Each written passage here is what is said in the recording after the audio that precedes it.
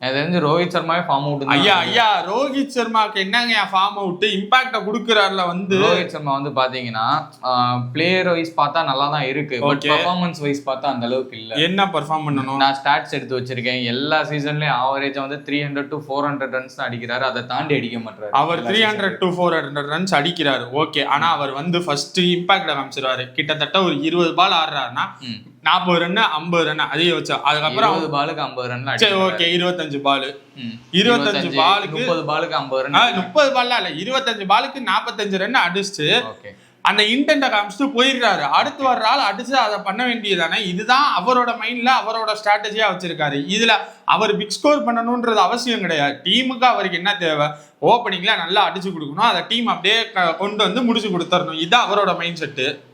ரோஹித் சர்மா வந்து senior player, ஓகேவா?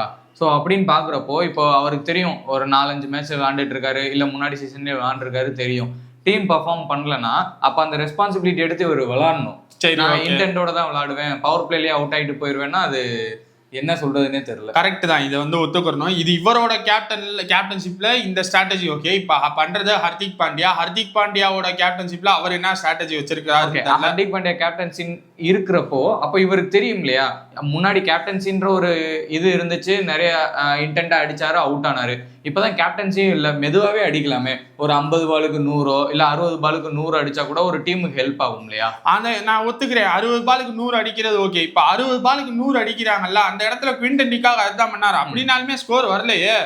அதுதான் சொல்றேன். அப்ப எல்லாரும் ஏன் அந்த ரோஹித் சர்மா மட்டும் பிளேம் பண்ணணும்? டீமே தானே பிளேம். நான் வந்து ரோஹித் சர்மாவை மட்டும் பிளேம் பண்ணல,